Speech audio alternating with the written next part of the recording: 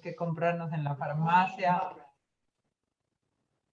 También todos sabemos de economía, así que yo les invito a que hagamos algo lo más participativo, porque yo creo que si bien yo voy a hablarles sobre el contexto mundial y un poco lo que está sucediendo gráficamente, yo cada vez creo que antes decir que uno era economista era muy bien. Ahora cuando tus hijos dicen, mamá, ¿tú qué haces? No sabes qué prefieres decir cualquier otra cosa que no sea economista. Entonces, mi presentación pretende revisar el contexto mundial. Yo no tengo por qué revisar todo, así que si esto resulta una conversación, me parece muy bien. Yo creo que además hay sectores que ustedes conocen mucho mejor de lo que yo conozco. Yo voy a hacer esta mirada más amplia, esta mirada que se hace más amplia probablemente desde la academia y desde los organismos internacionales. Para eso voy a compartirles un PowerPoint con gráficas. Y por favor, insisto en que abran sus micrófonos cuando así lo quieran hacer. Como yo les decía, yo pretendo ir bajando. La verdad es que el contexto nacional probablemente sea un contexto que todos ustedes manejan mucho mejor y que tienen una sensibilidad del día a día, por lo cual me interesa más que seamos capaces de revisar el contexto mundial y el contexto regional de una manera como más integral. En general, es increíble y probablemente para ustedes esto no tiene ningún sentido, pero nosotros cuando le preguntamos a la gente cómo se vincula Chile económicamente al mundo, la gente lo primero que tiende a contestar es a través de los tratados de libre comercio. Y uno dice, no, a través de los tratados de libre comercio, Chile se vincula al mundo legalmente, es decir, de alguna forma hay un acuerdo en que tú y yo vamos a comerciar más, hay una serie de factores que podrían beneficiar esto, pero eso no quiere decir que nosotros logremos estar conectados o vinculados económicamente, ¿sí? Entonces, cuando uno habla de cómo se vincula económicamente un país con el otro, ustedes perfectamente saben que solo hay dos canales para este tipo de vinculación.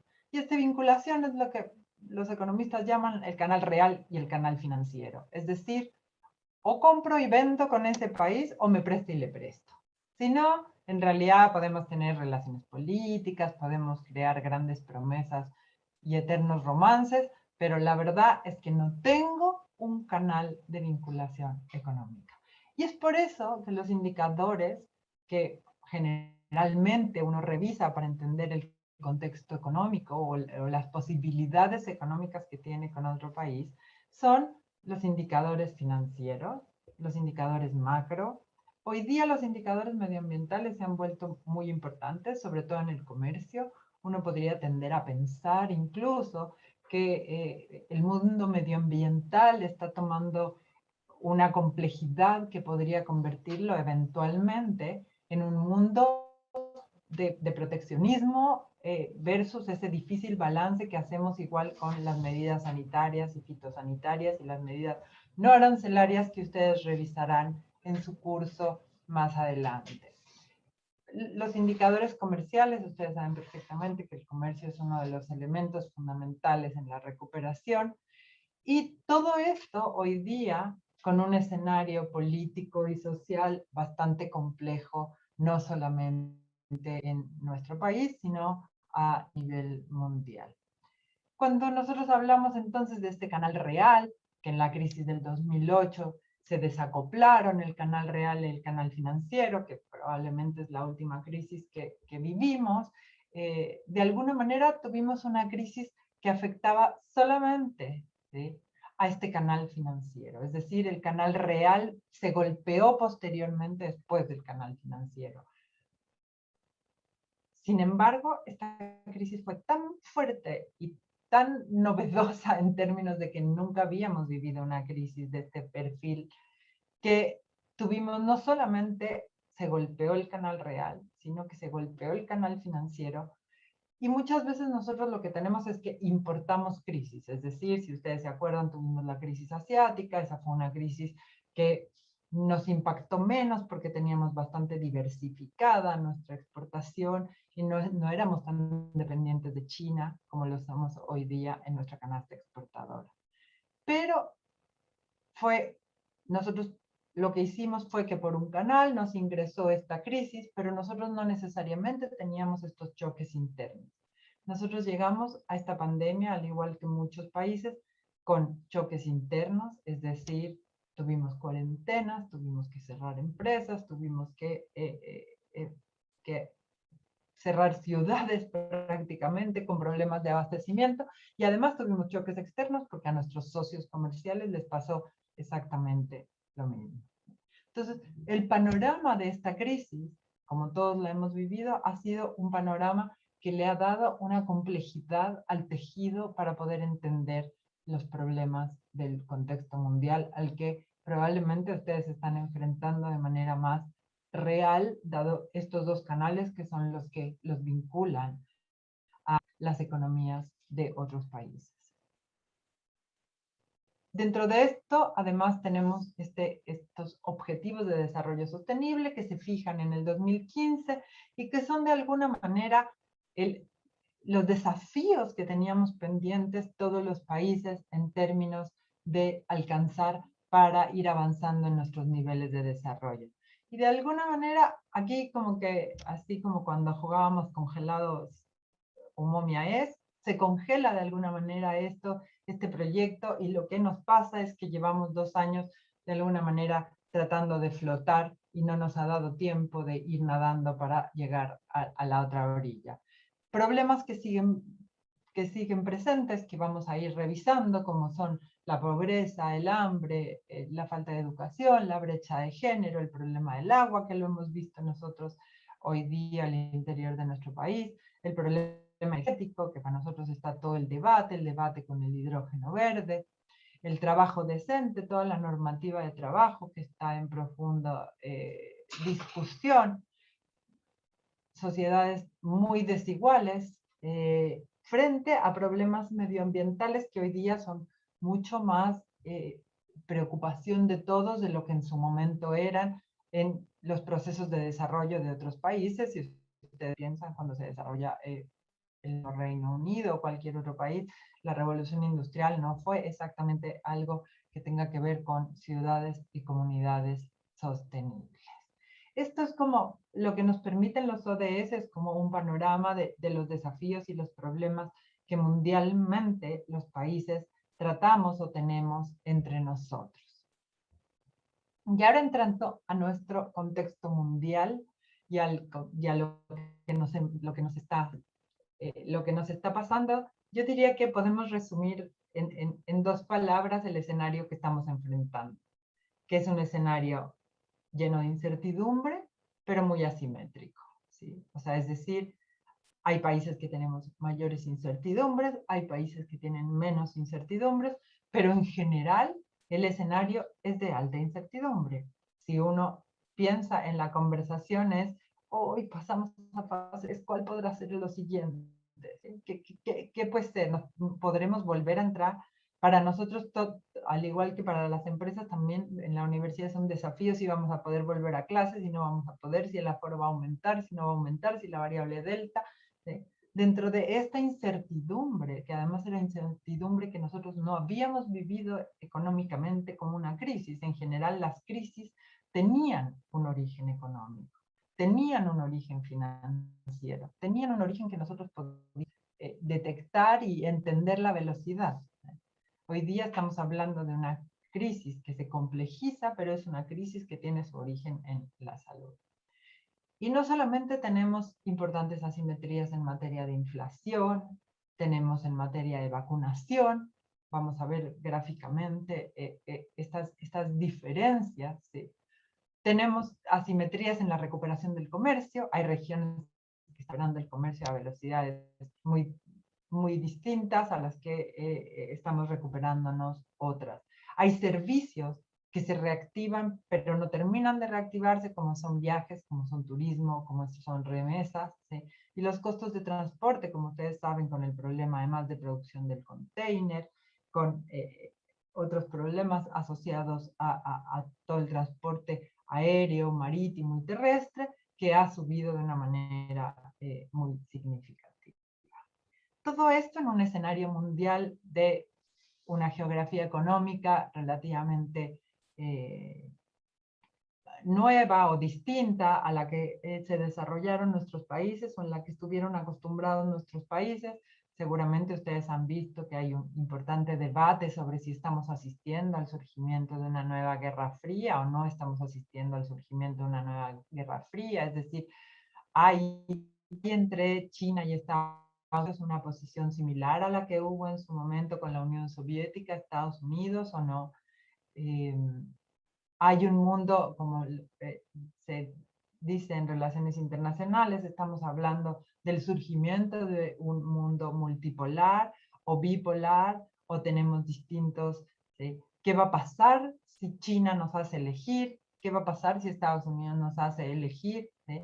Hoy día, en América Latina, y lo vamos a ver un poco más adelante, en América Latina quizá estamos, todos los países dependemos de alguna u otra forma de Estados Unidos y de China de manera muy importante.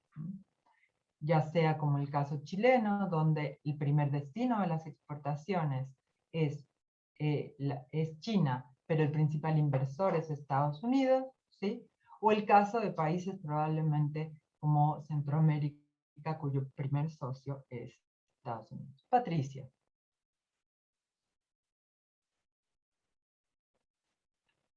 Patricio, ¿levantaste la mano por error? Patricio Bravo, ¿o no puedes activar el micrófono? Creo que el chat funciona.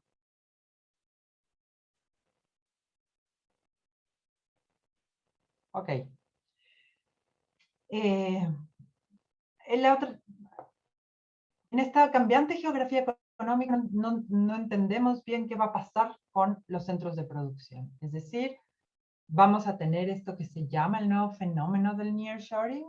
Hay como muchas expectativas que este fenómeno del nearshoring, es decir, que Estados Unidos se haya dado cuenta o que China se haya dado cuenta o otros países se hayan dado cuenta, que en realidad sus cadenas de producción estaban localizadas muy distantes al centro de consumo. ¿Sí? Se estima que se podrían volver a relocalizar, ¿sí? O ha habido ya un poco de relocalización, pero no masiva, ¿sí? De las cadenas de producción.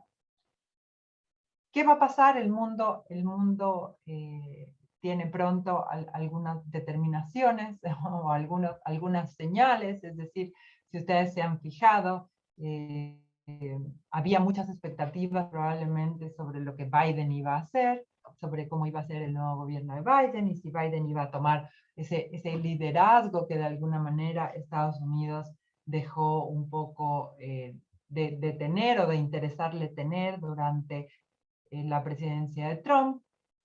Biden en el fondo lo que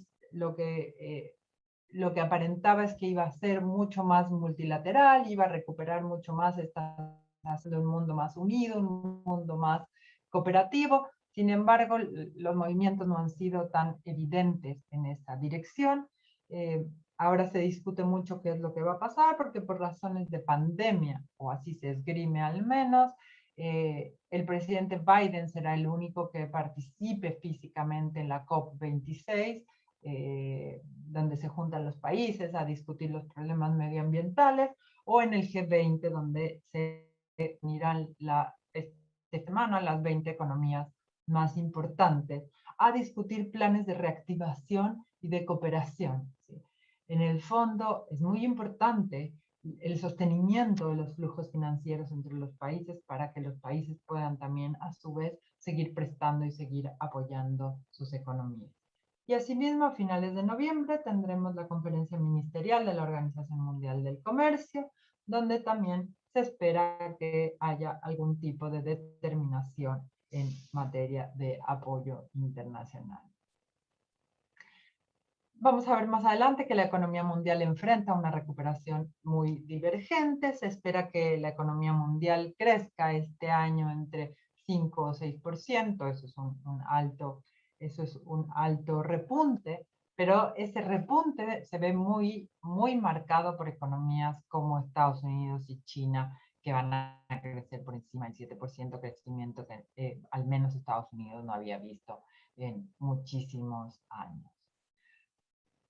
Asimismo, dentro de estas asimetrías que estamos hablando y de esta incertidumbre que estamos hablando, hay disparidades en las responsabilidades y las respuestas climáticas. Es decir, China todavía tiene un poco los ojos puestos encima, al igual que Estados Unidos, en términos de su de su participación contaminante en el mundo y las respuestas que tienen que hacer. Y cada vez más los temas medioambientales y climáticos están volviendo un tema fundamental en materia comercial. Dentro de esta simetría, las brechas digitales evidenciaron la desigualdad al interior de muchos de los países, la desigualdad al interior de la región. Ustedes consideren que en América Latina aproximadamente el 55% de la gente tiene acceso a Internet, lo cual quiere decir que hubo 2 años donde la educación o el trabajo remoto no fue algo que fuera posible para muchos de los países. Chile en este caso es un país que está mejor preparado, pero que sin embargo tampoco tenía la infraestructura a diferencia probablemente de los países desarrollados. El acceso a vacunas, como decíamos, la distribución del ingreso, la capacidad de movilizar estímulos fiscales para la emergencia y la recuperación. Vamos a ver cuán diferentes son los paquetes. Ustedes han oído los paquetes que Estados Unidos ha estado haciendo. O sea, bajo esos paquetes de estímulo fiscal, claramente las profundidades de las crisis son mucho menores. Y el miedo, de alguna manera, por un lado, esta subida de tasas que hemos tenido dentro de Chile, pero por el otro lado, ¿qué es lo que va a hacer Estados Unidos con su tasa de interés, que puede ser muy relevante en el impacto de estas economías? Y esta crisis, en estas asimetrías, y este es solamente un dato para que lo tengan, Estados Unidos los paquetes de Estados Unidos rondan en torno a 18% del PIB. O sea, es realmente uno de los apoyos más grandes que ha habido en la historia de los Estados Unidos. Mientras que los países en América Latina, Chile bastante más que el resto de los países, hemos tenido apoyos alrededor del 2% del como yo les decía, hay una preocupación seria en qué va a ser las tasas de interés de Estados Unidos, porque nosotros como mercados emergentes vemos muy repercutidos por los impactos que tiene Estados Unidos sobre nuestro mercado. Ustedes además han vivido que nuestra moneda ha sido una de las monedas que más se ha depreciado en el último tiempo. Y esta pandemia lo que ha hecho es que eh, se han presentado posiciones muy contrarias a lo que la ortodoxia económica en nuestros países o lo que se llama hoy día el modelo neoliberal haya utilizado. Y esto han sido políticas fiscales y monetarias muy expansivas, como ustedes han visto. Hay una clara preocupación en el último informe de política comercial, perdón, de política monetaria del Banco Central sobre los aumentos en la política monetaria, en los flujos de liquidez. Pero todo esto, la pandemia fortaleció apoyos, fortaleció que se fomentaran apoyos, que hubiera nuevos enfoques sobre el mercado laboral, que se pensara en mayor gasto público y en cómo se va a recuperar. El mundo en general continúa con una población de ingresos medios muy vulnerable, mucho más en nuestra región, o sea, es decir, nosotros tenemos una clase media, los países en América Latina en general tenemos una clase media más vulnerable, esto quiere decir una clase media que puede caer en la pobreza de manera mucho más sensible, que es lo que ha sucedido con la crisis, se ha agudizado la pobreza. Y esto además preocupa mucho porque en este momento la mayoría de las poblaciones están recibiendo de alguna manera transferencias, ¿sí? y estas transferencias están tendiendo a desaparecer en la mayoría de las economías, por lo cual hay una gran incertidumbre de cómo vaya a afectar esto de aquí en adelante. Y ahora para ver un poco esto que hemos...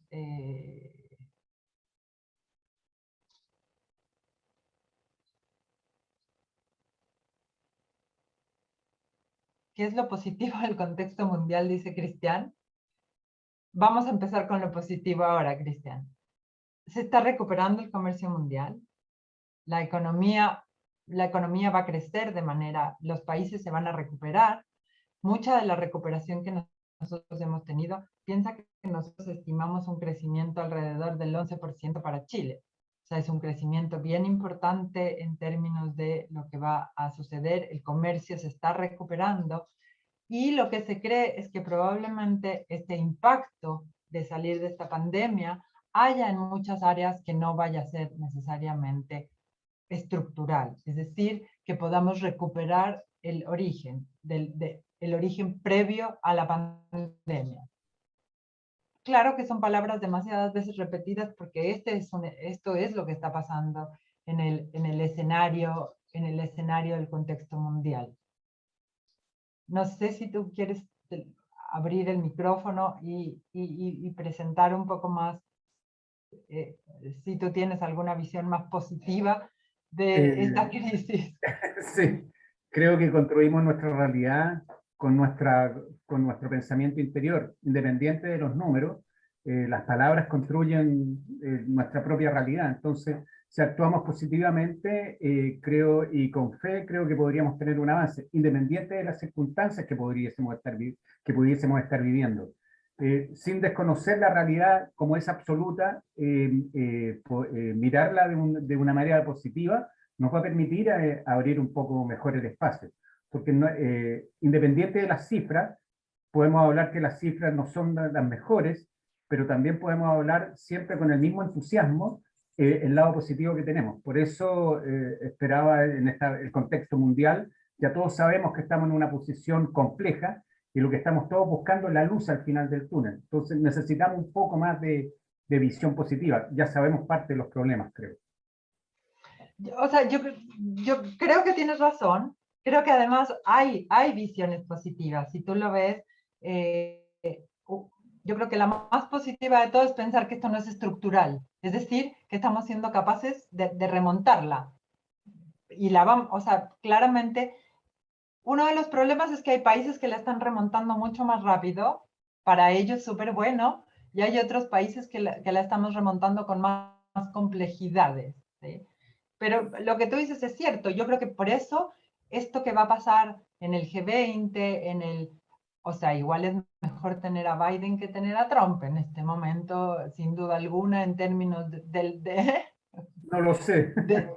bueno, sí, o las expectativas fueron muchas a lo No, pero mejor. creo que la diferencia aparte, que problema o situación, prefiero hablar de situación, el problema es cómo lo afrontamos. Entonces creo que esa es la posición. Son situaciones, no son problemas. Si cambiamos ese paradigma, lo vamos a ver de manera distinta. Pero yo creo que hay señales de cómo se están recuperando. China nos está jalando de manera importante, o sea, China está teniendo un crecimiento del 9%. India no se queda Ahora, atrás. ¿eh? India nos está quedando atrás, está avanzando fuerte también. India nos está quedando atrás, pero todavía nuestra relación con India, acuérdate que de alguna manera aquellos países con los que uno tiene esos canales de comunicación son esos países como que te van a levantar. Y con India, pese a que es un mercado que hemos intentado explorar, India es un país bien complejo para el comercio internacional y bien complejo para su integración internacional. Siempre ha sido un país como bastante más cerrado que el resto de los países en el sistema multilateral. Es más fragmentado. Sí, absolutamente. El 2022 efectivamente se espera pero para tomar el consejo de Cristian de hacerlo en un tono más positivo, efectivamente en sus preguntas, el 2022 se presenta un escenario más complejo, pero más complejo que el 2021, porque acuérdense que también aquí hay una cosa que se llama el sesgo estadístico. Es decir, si yo vengo de no comer nada ¿sí? Y me como un pan, comí el 100% más de lo que había comido, ¿sí? Pero si luego me como, después del pan me como un filete, ya no es el 100% de lo que no había comido, ¿sí? O sea, es decir, cuando uno viene de crecer y de un golpe tan fuerte como el 2019, el 2020, crecer un 10% no es difícil, porque no teníamos comercio, porque no teníamos ningún tipo de movimiento, porque no había turismo, porque no había nada durante la pandemia. En cuanto se reactiva, ¿sí? O sea, el hotel pasó de no tener ninguna ocupación, ¿sí? A tener el 50% de la ocupación. Pero ahí creció brutalmente, pero no quiere decir que necesariamente el 2022 estructuralmente sea malo, sino que tiene el sesgo estadístico de que no vamos a crecer un 10%. Estados Unidos va a crecer un 7%, cosa que no va a ser el 2022, porque sería imposible, porque Estados Unidos es una economía que en su equilibrio crece 2 al 3%. Este contexto fortalece la hegemonía mundial de China. Uy, Patricia, es bien buena tu pregunta. Y yo no me atrevería a dar una respuesta muy tajante sobre China. China es un país que todavía internamente tiene muchos problemas. Es un país que sigue siendo de alguna manera un país emergente, ¿sí?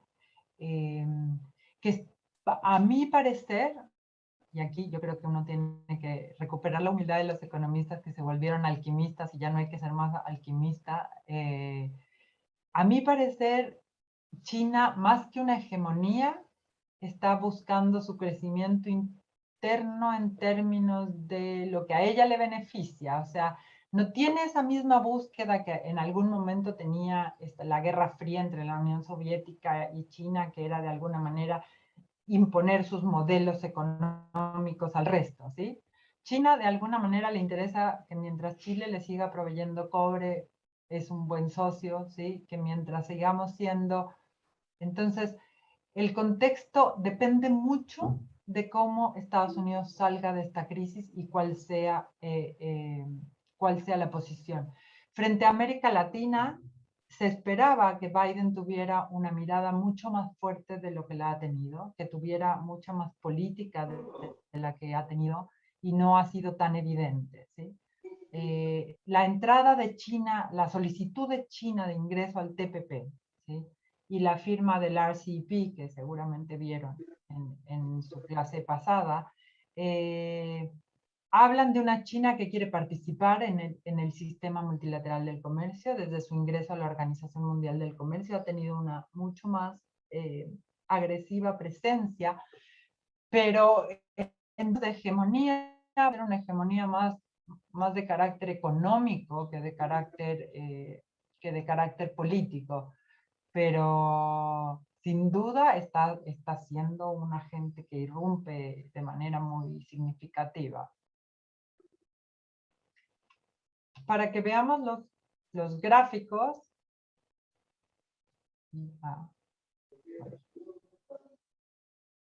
para que veamos los gráficos, como dice Cristian, vamos a tener que ver lo que nos dicen, lo que nos dicen los números en términos de crecimiento.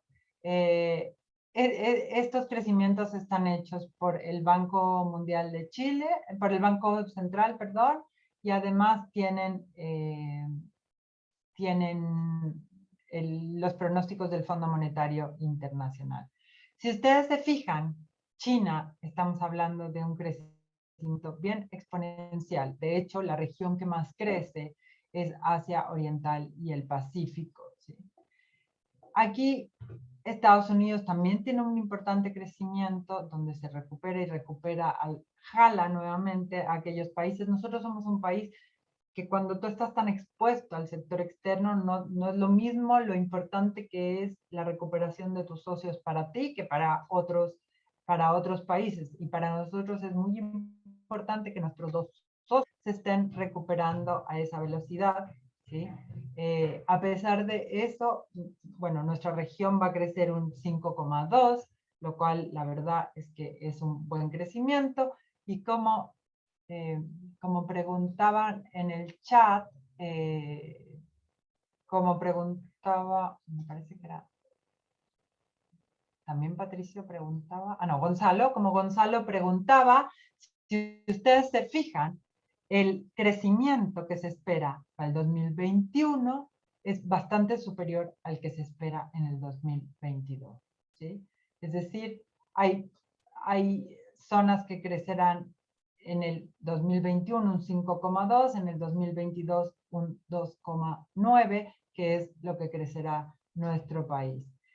Eso tiene que ver con el sesgo y tiene también que ver con que todavía no sabemos cómo se va a si aparece o no aparece la variable delta. Aparentemente eso está bastante más controlado en aquellos países que tenemos un sistema de vacunación más, más fuerte, como es el caso chileno, que es uno de los pocos países que incluso ya está en la tercera dosis de refuerzo. Estos son proyecciones, las proyecciones han ido cambiando, ahí Cristian estaría contento, por cambiando positivamente, es decir, la última revisión que acaba de hacer el Fondo Monetario Internacional, Estados Unidos en vez de 6,9, crece 7,1, que aunque ustedes no lo crean, un puntito del PIB es bastante significativo en términos de miles de millones, y China están esperando que llegue a un 8,6, ¿sí? Esto sería en 2021 y como Gonzalo, sí, en 2021 y como Gonzalo señaló, en 2022 se espera un crecimiento menos fuerte. 2022 es la línea azul, 2021 es la amarilla y esto es de donde venimos. Entonces, un poco lo que yo les menciono es que venir desde aquí abajo no es ningún mérito llegar a 7%, revertir, no es que no sea ningún mérito, sino que no es un desafío y tampoco es sostenible. Como nos mencionaba Cristian, la India tiene un crecimiento de 9,2%. Como decía él, no lo está haciendo nada mal, lo está haciendo bastante bien en materia de recuperación. Otra de las buenas noticias, ya me puse en actitud positiva, ¿no? Otra de las buenas noticias es que el volumen del comercio mundial se espera que se recupere de manera significativa, es decir, un 8%. Antier se presentó en la OMC la nueva revisión, y la nueva revisión habla de un 10%. Un 10% que vamos a ir viendo separado un poco de manera sectorial, cómo se va a recuperar cada uno de los sectores. Como ustedes saben, hay sectores que están mucho más afectados. El sector servicios ha sido un sector bien golpeado, que vamos a ver ahora. La nueva proyección de la OMC es que el crecimiento va a crecer 10%. Y ese crecimiento en las crisis es muy importante por cómo nuevamente el comercio tira el crecimiento de los países. Es decir, un mayor comercio en general hace que el PIB suba más de lo normal. Y en esto hay buenas noticias para nosotros, buenas noticias porque se espera un alza en los metales. Para nosotros el precio del cobre, como ustedes saben, es la forma en que se diseña el presupuesto de la nación y es fundamental. Y las expectativas son que los productos básicos sigan con un crecimiento. Las regiones se van a recuperar en materia comercial de manera distinta. Asia va a ser uno de los que más fuertes se recupere, y esto está estrechamente relacionado con cómo se mueve la recuperación china y cómo, como nos decía Patricio, podría ser esta posición hegemónica podría también verse reflejada en esta fuerza que está agarrando en materia de sus exportaciones y sus importaciones. América del Sur, donde estamos nosotros, es la línea naranja, va a tener una no tan fuerte recuperación, pero sin embargo, vinculada a la economía china, tiene también ese aumento significativo por región. Estos son los volúmenes que se espera para cada una de las regiones. América del Norte crece más, pero crece más porque Estados Unidos tiene esta recuperación que hace más de 80 años no había visto tasas de crecimiento de este nivel. Y en los sectores que se están, el crecimiento que han tenido cada uno de los sectores en los que, como yo les decía, el sector automotriz ha sido uno de los golpeados, probablemente por toda esta crisis que hubo en los semiconductores, en los chips, en factores que fueron necesarios para producir la industria del automóvil. El comercio de servicios, y aquí aquí en el comercio de los servicios, cuando uno oye hablar de que esta crisis le impactó más a las mujeres, ¿sí? Tiene un origen en que también las mujeres están más vinculadas en general al empleo en el mundo de los servicios. Si ustedes se fijan, bueno, los viajes prácticamente se vieron anulados, ¿sí? El transporte fue, todo lo que se llama el canal Oreca, fue uno de los canales que, dadas las cuarentenas, dada que se cerraron distintas actividades económicas, se vieron golpeados y se están recuperando de manera más lenta. Todavía para los viajes, para el turismo, hay aforo, hay limitantes, hay problemas en los flujos de vuelos, y ni hablar en el transporte, que todavía sigue con restricciones, y se espera una más lenta recuperación en materia de servicios, y esta más lenta recuperación también se espera que, a diferencia de los bienes que se cree que van a quedar por niveles superiores a la pandemia, se cree que probablemente estructuralmente los servicios tengan una recuperación, este tipo de servicios tengan una recuperación más lenta, ¿sí? Por el otro lado, tenemos servicios que surgieron y que llegaron para quedarse.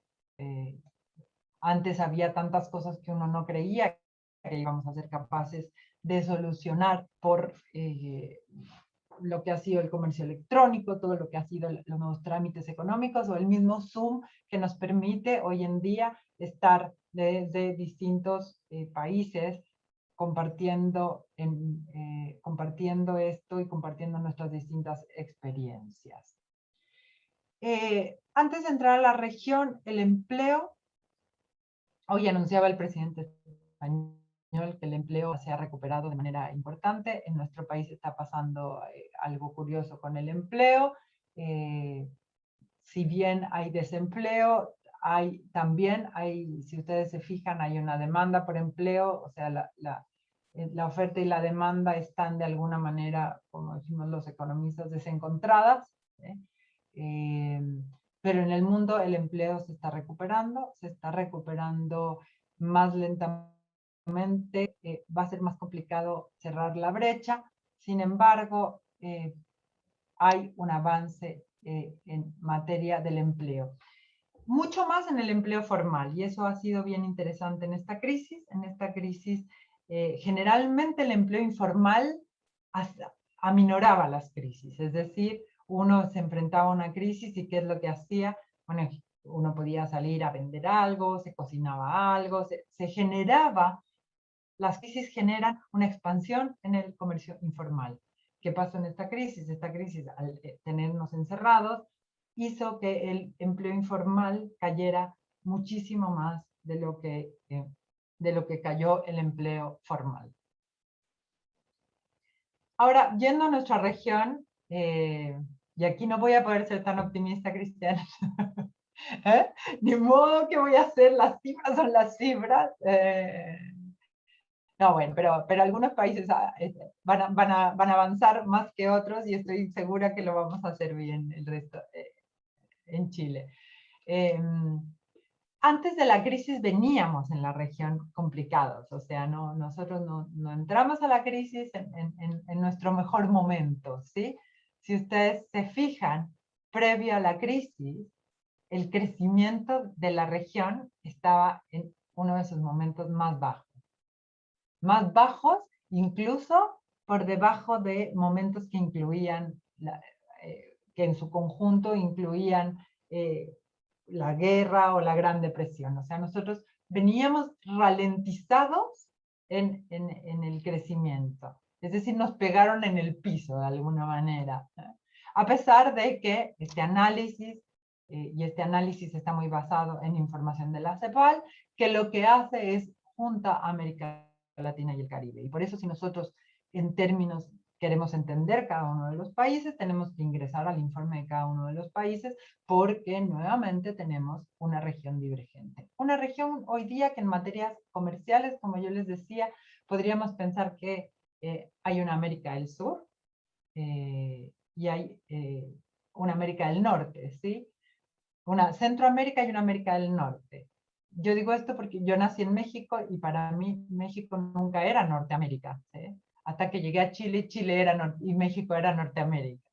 Y esto en términos de su dependencia con China y con Estados Unidos y sus esquemas productivos. Centroamérica y México son países que están mucho más basados en lo que se llama, en lo que es la maquila o lo que se llama manufactura de baja intensidad tecnológica.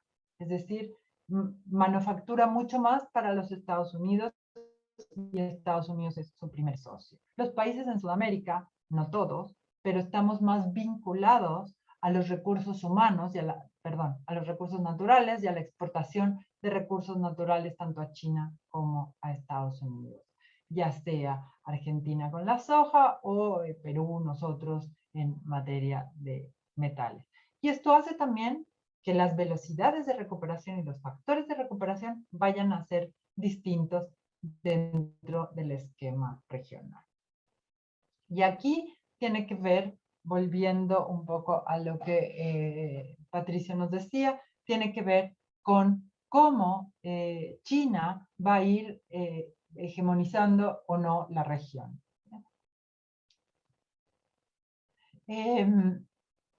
Fuimos la región, una de las regiones más afectadas, tanto en términos de actividad económica como de empleo. Como ahora vamos a ver, tenemos una diferencia, asimetrías crecientes, es decir, hay países que van bien, países que no. Sigue siendo una de las regiones más desiguales, excepto si ubicamos una parte de África.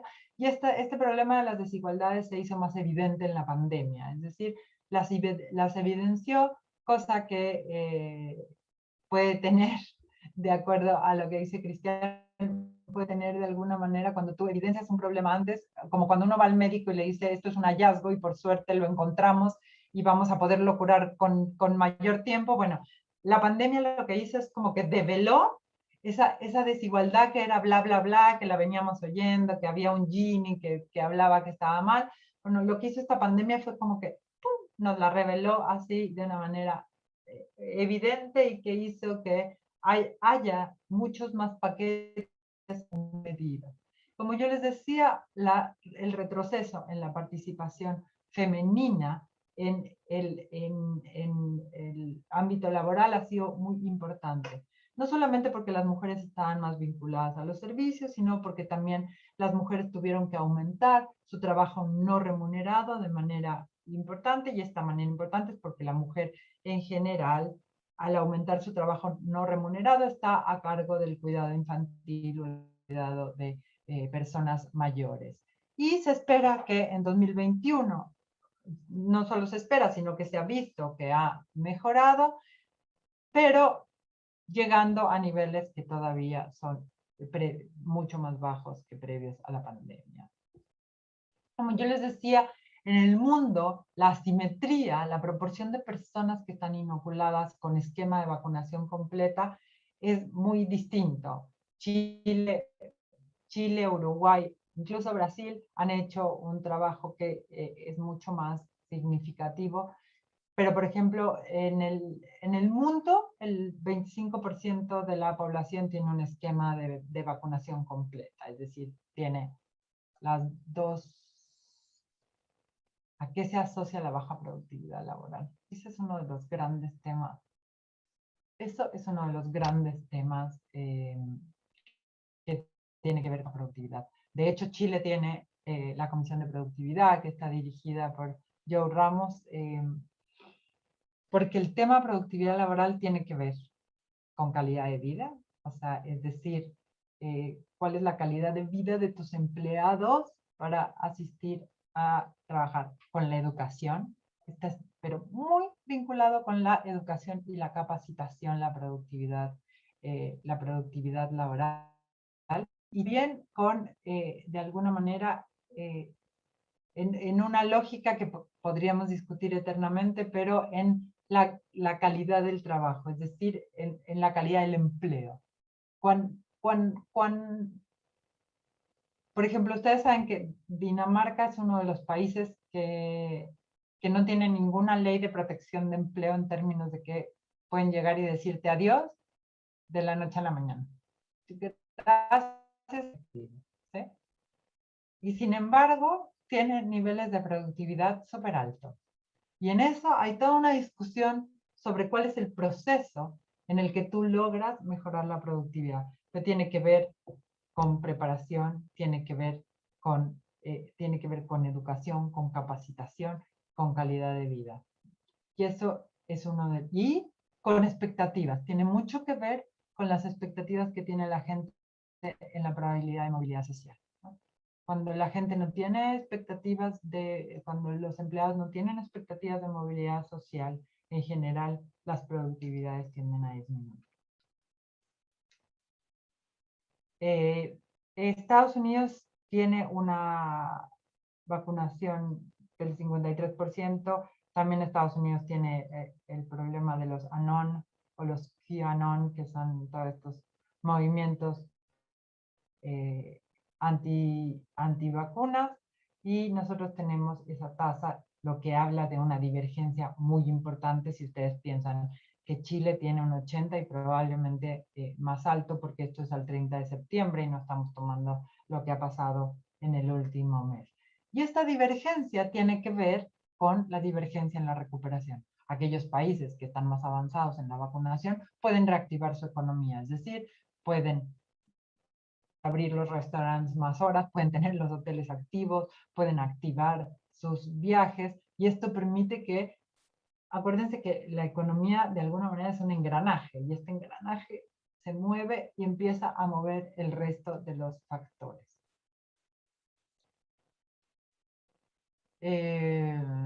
Nuevamente, cuánto decrecimos en términos de empleo y de PIB, que lo vimos en el gráfico anterior como una de las regiones afectadas. Eso también.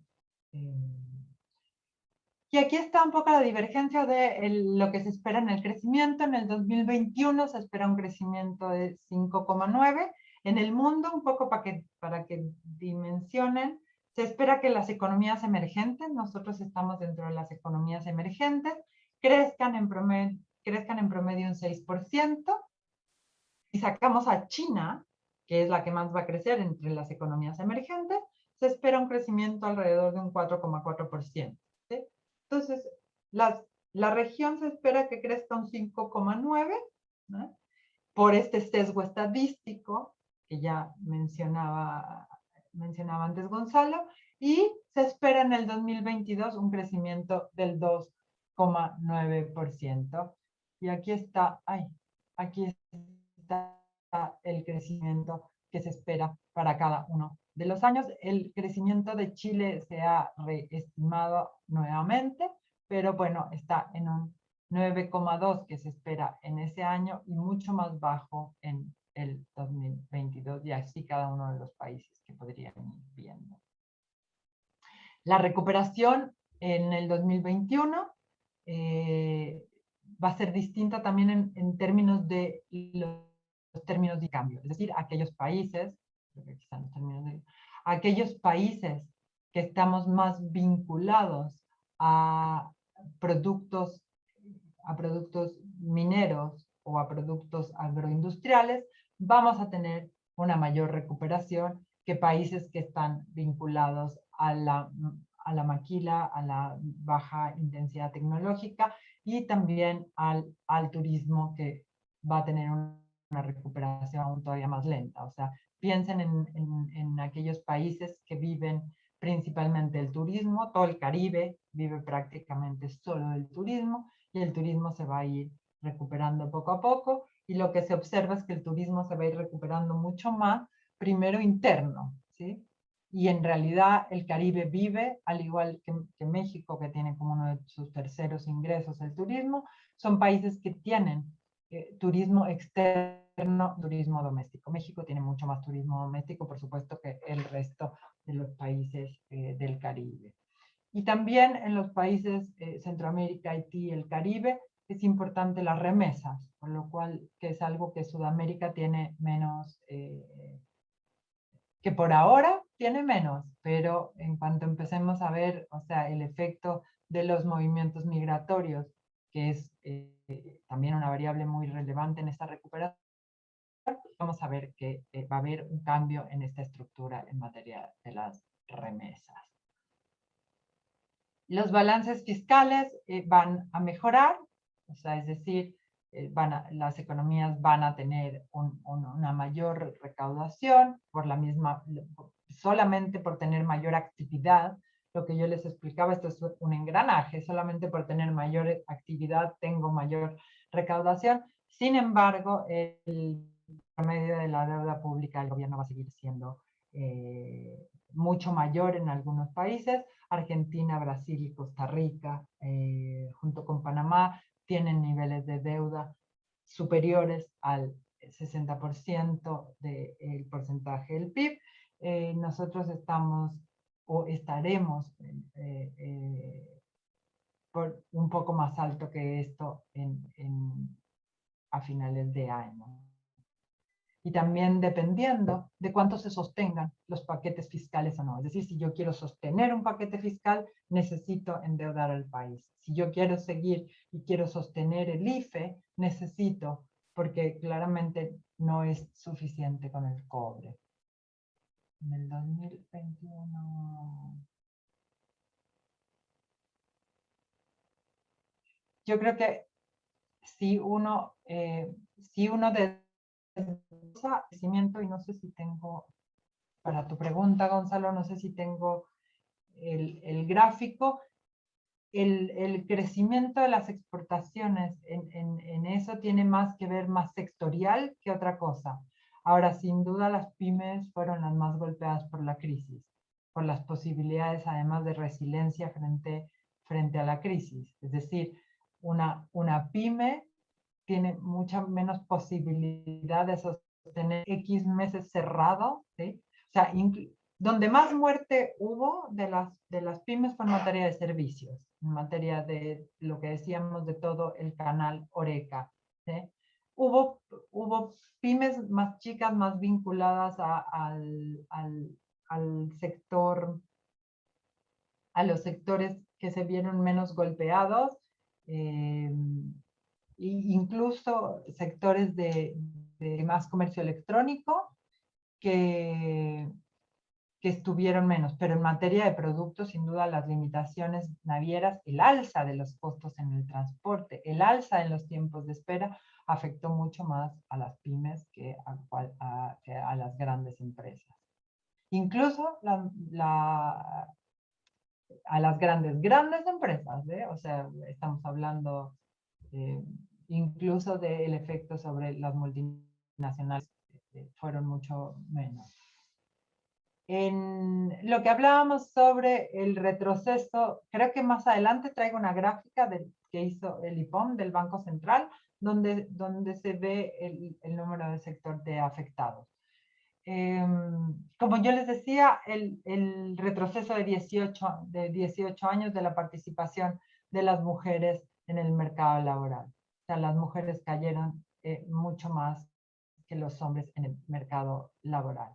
Y en la región, esto se me pasó el mismo título, pero perdón, en la región lo que continuamos teniendo es esta desigualdad que hablábamos con Cristian, que si bien se ha ido mejorando, es decir, nosotros, si uno está aquí arriba, está pésimo, ¿sí? Mientras más cerca esté de 100, estoy peor. Entonces, si ustedes ven, a lo largo de la historia, de alguna manera América Latina ha ido mejorando su problema de desigualdad. pero es un problema de desigualdad que aún es persistente si ustedes piensan que países desarrollados tienen índices de Gini entre 0,2, 0,3, ¿sí? Nosotros estamos hablando de... Y aquí también tenemos disparidades importantes entre nosotros. Hay países que tienen mejor índice de Gini, como puede ser Uruguay, o países que tienen peores índices de Gini, como puede ser México o Brasil, cuyos problemas, y eso lo vamos a ver, están mucho más vinculados con el crecimiento de la pobreza extrema, ¿sí? Los problemas en Brasil y México también son altos porcentajes de pobreza extrema. Problemas que en Chile no tienen el nivel de, no es que no haya pobreza, pero no tiene ni el número ni lo agudo que es en otros países. Eh, si ustedes se fijan, esto es la tasa de población que vive por debajo de la línea de pobreza, ¿eh? La línea de pobreza, según datos oficiales, es aproximadamente $2 al día. Si ustedes se fijan, para el 2021, Chile tiene una cifra de 2 dígitos, una cifra que ya empeoró por la pandemia. O sea, es una cifra que venía de ser un dígito cuando estamos hablando que países como México, bueno, extremos como Venezuela, estamos hablando de 40% de la población en pobreza. Y lo que en realidad sostienen en este momento los análisis sobre América Latina es que nuestra región está metida en una como una trampa de desigualdad que está muy vinculada con violencia, concentración del poder, ¿sí? Y que eso genera de alguna manera una persistencia en las tasas de desigualdad. Las expectativas de la región son lentas, son de recuperación. Hay países donde las expectativas son mejores, como el caso chileno, el caso uruguayo, incluso el caso peruano tiene también análisis más positivos de recuperación en adelante. El contexto chileno, y esto está de acuerdo al último IPOM, y lo voy a hacer muy rápido para que podamos tener un espacio para hablar entre la economía chilena se ha recuperado mucho más de lo que se esperaba. Con un poco lo que preguntaba Gonzalo, con una capacidad de adaptación por parte de las empresas y las personas, es decir, si uno ve los índices de adaptación que hubo en la velocidad en que los países se adaptaron a la pandemia, hay índices que miden qué tanto fueron capaces de entrar, por ejemplo, enseguida posibilidades de trabajar en línea, enseguida posibilidades de estudiar en línea, hacer trámites en línea, resolver el problema de abastecimiento en línea. Chile es un país que se adaptó muy rápido a la pandemia, es decir, reaccionó a pesar de que la penetración debe ser alrededor del 75% en Internet, que no necesariamente tiene el ancho de banda que se necesita para tomar clase en todos lados, pero que hizo que, junto con el avance en el proceso de vacunación, la capacidad de adaptación ayudara a que el proceso de recuperación fuera mejor. Además de que Chile desplegó una de medidas de política en términos de todo lo visto, el IFE laboral, los distintos apoyos que se fueron dando a los hogares, que por un lado tuvo muchos beneficios y que en este momento el Banco Central reporta que está teniendo un impacto sobre el gasto privado que podría tener consecuencias sobre la inflación. ¿Por qué? Porque la oferta, en lo que estaba preguntando Gonzalo también, la oferta no ha logrado recuperarse, ¿sí? Entonces, al recuperarse la oferta, es decir, todavía no hay todos los bienes que la gente ya puede demandar, ¿sí? Y al no existir esta oferta, entonces lo que pasa es que tienden a ser más altos los precios. Es decir, si uno piensa en el turismo, si el hotel tiene un aforo de del 50%, ¿sí?, y necesita seguir haciendo el mismo ingreso para sostenerse, pues necesita subir el precio de esos cuartos, dado que la oferta, o sea, ellos no pueden ofrecer el 100% de los cuartos, por lo cual no ha podido recuperarse porque la oferta no va a recuperarse. Y eso es esa es una de las expectativas más positivas para el 2022. Es decir, si la oferta logra recuperarse y se empalma con la demanda, vamos a poder ver de alguna manera un freno inflacionario. La depreciación del peso, bueno, ustedes han visto que vemos que sube el precio del cobre y creemos que va a bajar el dólar, y el dólar no baja persistentemente. Es una de las monedas, al menos en la región, que más se ha depreciado frente al dólar, y se ha depreciado pese a que el cobre está altísimo, está casi llegando a 5, cosa que no se había visto nunca, y normalmente si el precio del cobre sube, entran más dólares a la economía, por lo cual el precio del dólar baja, y esto no está sucediendo, y no está sucediendo probablemente por cierta incertidumbre, por los retiros de los ahorros, y por los repartos de utilidades que se están dando. Las tasas de interés, como ustedes vieron, el Banco Central las ha ido subiendo muchos puntos, ¿sí? De hecho, ahora es como, antes los créditos hipotecarios que parecían paradisíacos, hoy día están prácticamente imposibles, y esta subida en la tasa de interés tiene que ver con la percepción del Banco Central, perdón. Gracias, Cristian. Debo atribuírselo absolutamente al IPOM. No puedo adjudicármelo. Y un alza en las tasas de interés, dado lo que decíamos, la percepción del Banco Central de que el proceso inflacionario podría impactarnos.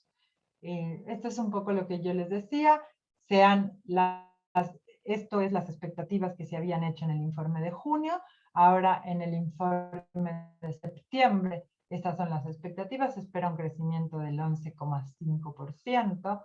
Es un crecimiento muy alto, sobre todo para una economía como la chilena, que es una economía madura, es una economía que ha ido alcanzando su nivel de crecimiento de equilibrios, es decir, se va a recuperar al 2022, como señalaban antes, va a tener esta expectativa.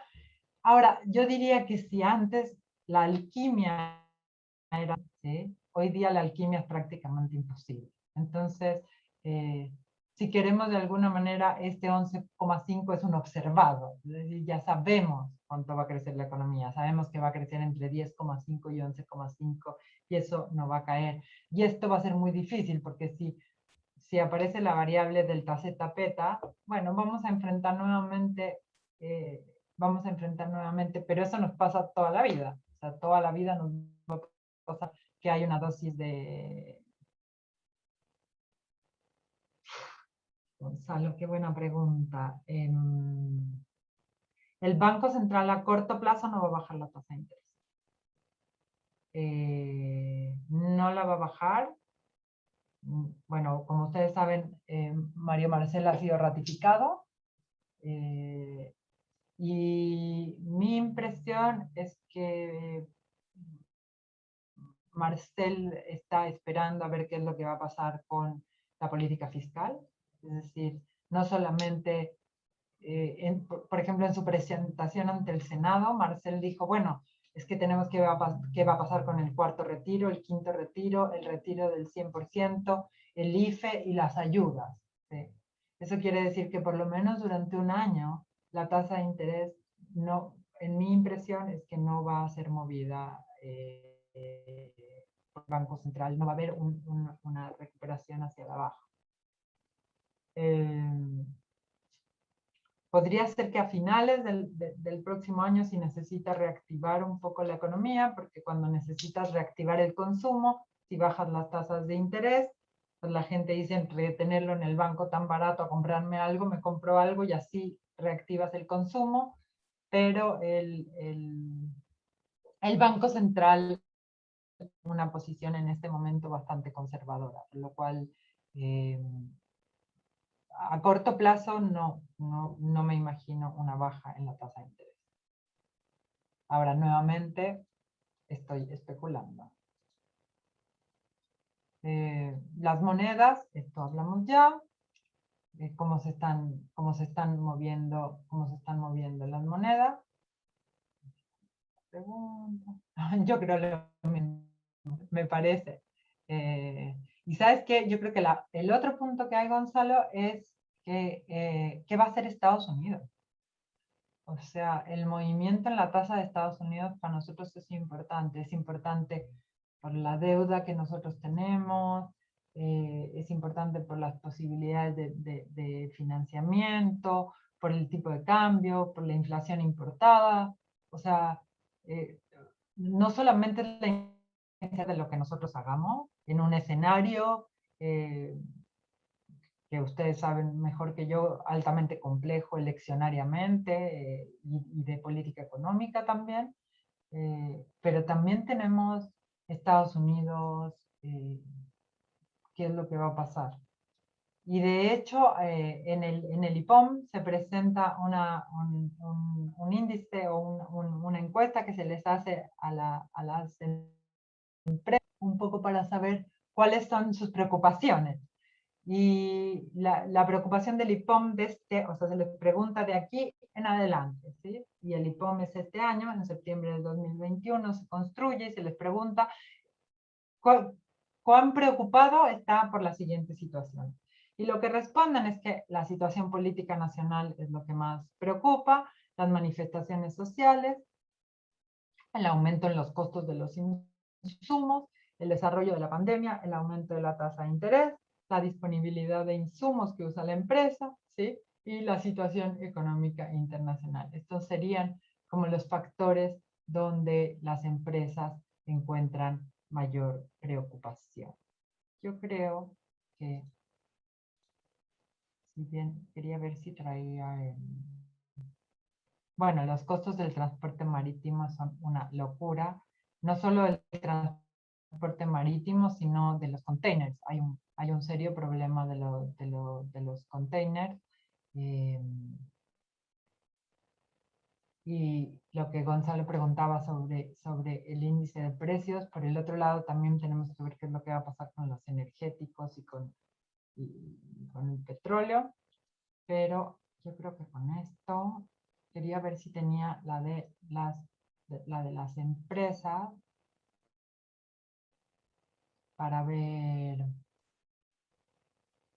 eh, los distintos, pero lo que hace también el Banco Central es que plantea un poco estos dos escenarios en respuesta a tu pregunta, que es qué pasa en un escenario donde se recrudece la pandemia, ¿sí? Y hay menores presiones inflacionarias, entonces, ¿cómo reaccionaría el Banco Central? ¿Qué es lo que tenemos ahí? En ningún momento él habla sobre contraer más bien el estímulo que movilizar las tasas. Y en lo que plantea en el segundo escenario, que es una mayor inflación en Estados Unidos, un mayor consumo, ¿sí? Una menor, a pesar de que haya reducción en el gasto público, o sea, es decir, lo que hace en estos escenarios el Banco Central es que dice, no, a pesar de que dejemos de gastar, no demos IFE, ¿sí? No demos IFE. A pesar de que no demos IFE. Pero si haya inflación en las economías más desarrolladas y si haya mayor consumo interno, eso igual nos va a generar mayores presiones inflacionarias. O sea, a pesar de que tenemos tantas variables que pueden presionar inflacionariamente que mi sensación es que de alguna manera, en sostener junto contigo, que yo creo lo mismo, de alguna manera la postura de ellos es que tienen que, tienen que sostener las tasas por un tiempo si queremos de alguna manera continuar con esta política del Banco Central de frenar el crecimiento. ¿El alza de los contenedores se va a mantener en el tiempo o es solo una reacción? Mira, yo escuché antier en la OMC a alguien diciendo que era absolutamente temporal el problema de los contenedores. Y esto era porque dos de las principales fábricas, yo no soy experta en esto, pero dos de las principales fábricas que producen los contenedores tuvieron un serio problema y cerraron. Pero parece que esto se está reactivando y se espera. eh, Exactamente, eso fue, Patricio. Eso fue lo que contó el señor. Ahora que lo mencionas, tuvieron dos de las fábricas, una tuvo un problema y una tuvo un problema por COVID. Además claro, además del cierre del cuarto puerto del mundo. O sea, eh, por eso tiene mucho que ver, no con variables estructurales o fundamentales económica, sino que tiene mucho que ver con cómo vamos con la pandemia. Mi impresión, y esto no es por quedar bien con Cristian, mi impresión es que vamos saliendo, así como vamos dejando la pandemia atrás en términos de salud, y entonces ahora es como, no sé, como cuando uno tiene gripe le da lo mismo si se está cayendo el refri, si uno necesita salir de la gripe para luego ver si hay comida, para pagar las cuentas, un poco eso es lo que está pasando en el mundo, ¿sí?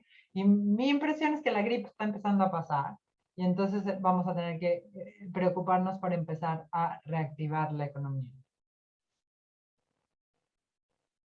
Yo no sé si alguien de ustedes, y que sería entretenido, a lo mejor nos quedan 14 minutos, pero eh, como compartir como alguna manera brevemente de lo que ha sido la pandemia para sus empresas, que creen que pudiese ser como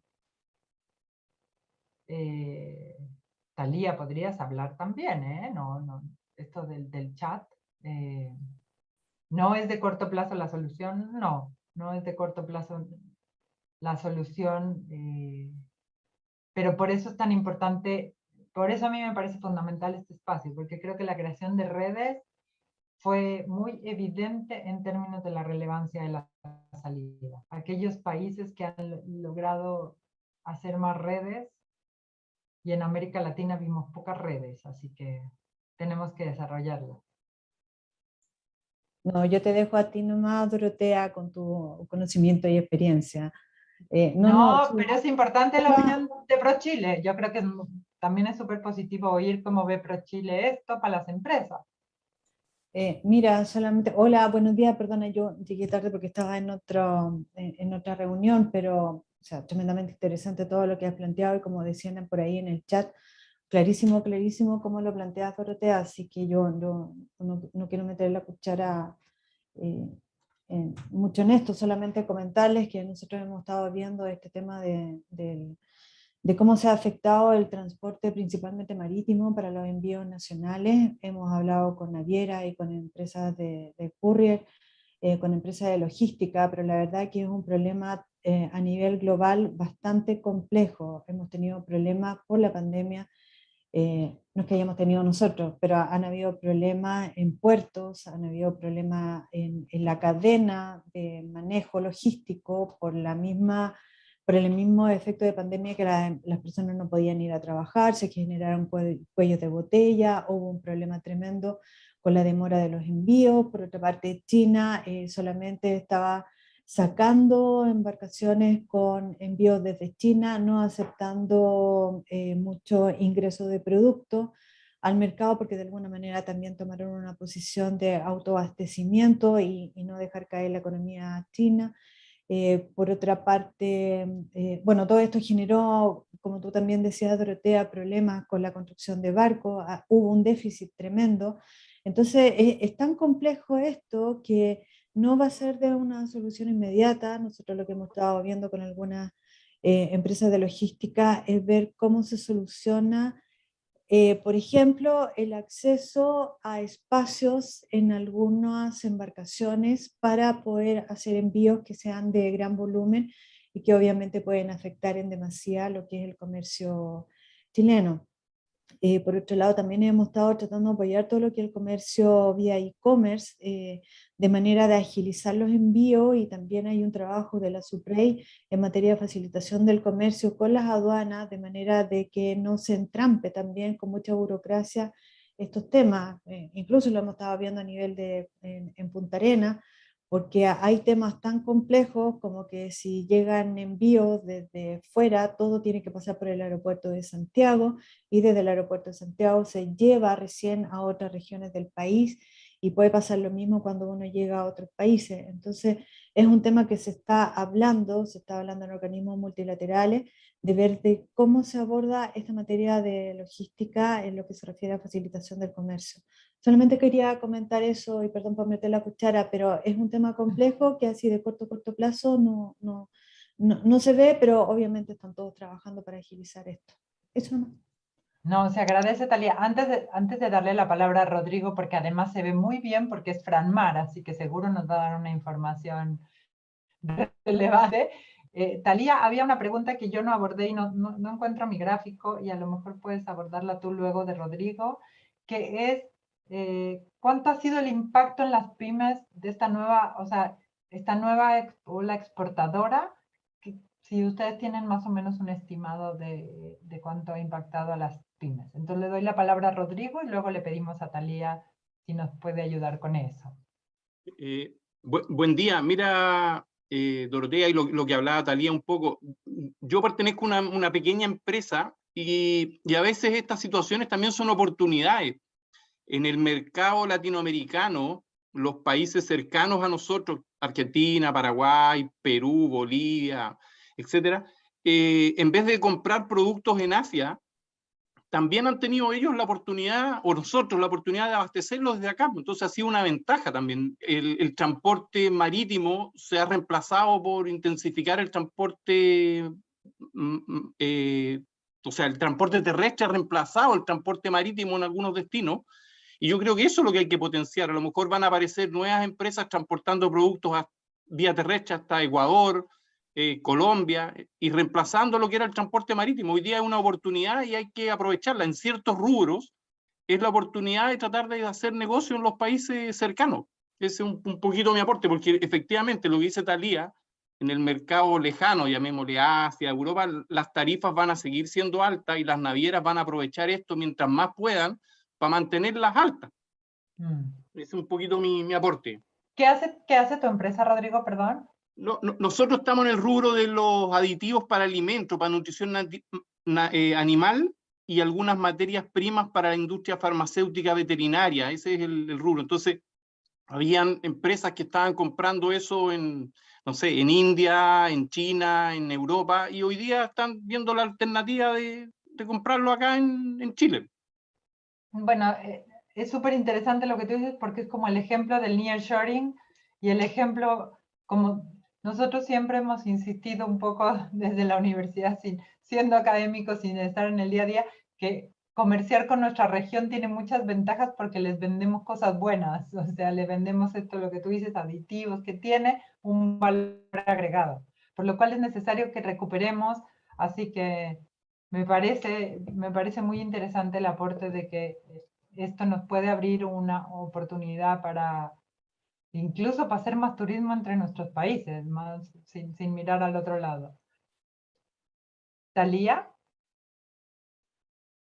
Sí, mira, perdona, tomando lo que decía Rodrigo, y por eso es importante todo lo que tiene que ver con la inteligencia comercial, porque dado todas las externalidades que están afectando la economía nacional y de la región y del mundo, es importante tomarle el pulso, y por eso este análisis macro de la dinámica del comercio internacional es súper importante para ir tomando decisiones y ajustes de los planes de negocios internacional. Un poco lo que decía Rodrigo. Empezar a investigar, a hacer inteligencia de mercado respecto a si me conviene o no me conviene, por ejemplo, llegar a Europa en vez de llegar a América Latina, acercarme un poco a nuevos importadores o nuevos usuarios o nuevos demandantes que me permitan a lo mejor compensar de alguna forma con mayor volumen o con nueva participación de mercado respecto a los costos que yo tengo que pagar para llegar a mis clientes, o a los que tengo hoy día o a los mercados a los cuales quiero ver. Todo eso se tiene que ir analizando para ir colocando los huevos en la canasta que corresponden. Y estos análisis son súper importantes, y creo que todo lo que tú hablaste, Dorotea, también es tremendamente importante, porque lo que nosotros vemos desde el punto de vista de PRESchile es que a veces los análisis macro de la economía global no se toman, y la empresa de alguna forma va a lo específico de un plan de negocio donde básicamente es la oferta y el mercado, pero lo que está pasando y cómo nos puede afectar, no. Entonces estos análisis de alguna forma debieran orientar el mismo diseño de ajuste del plan de negocio internacional. Y en relación al efecto que ha tenido esto en las pymes, no tengo cifra, pero sí ha habido un efecto importante, sobre todo al principio, porque se bloqueó de alguna forma mucho lo que eran los envíos de las empresas. Nosotros tratamos de trabajar nosotros tenemos algunos convenios con empresas de logística, pero la orientación al principio fue para envíos por canal e-commerce, básicamente, y después empezamos a trabajar con algún convenio que también teníamos con empresas navieras, sobre todo para estos envíos de volúmenes, pero no tengo en este momento un dato duro como para decirle, pero sí efectivamente hubo un efecto muy fuerte en las pymes, de alguna manera se ha ido, no quiero decir minimizando, pero se ha ido tratando de ver cómo se solucionan estos problemas, pero como les digo, no va a ser de corto plazo. Pero tampoco así como para que caigamos al abismo. O sea, esto es todo un ajuste que desde los últimos 2 años se ha tratado de trabajar en organismos multilaterales. Nosotros lo hemos estado abordando, o sea, nosotros, Subrey, principalmente, y nosotros, las empresas que tienen algún problema en esta materia, tratar de tomarla, pero tampoco compete, no es del todo un tema que pueda tomar PRESchile. Nosotros lo colocamos a la mesa para otros ministerios, para otras autoridades, para que de alguna forma se vea en los niveles correspondientes. Así que las situaciones que ustedes estén pasando, y si ustedes están trabajando con las oficinas regionales de PRESchile, también es importante que nosotros vayamos tomándole el pulso a esto para ir, no sé si solucionando, pero ir apoyando en la problemática que puedan tener. Eso. Muchas gracias, Thalía. Yo igual me comprometo. Yo sé que nosotros tenemos un equipo en la universidad haciendo un estudio más sobre las pymes, así que yo me comprometo a comunicarme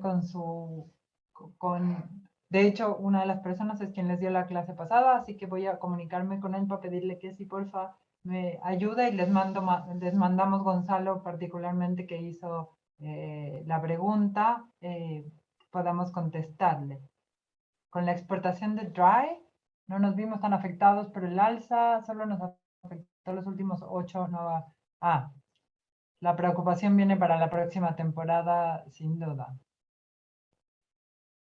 Sara, ¿qué es Dry? Ahora sí brillé por mi ignorancia.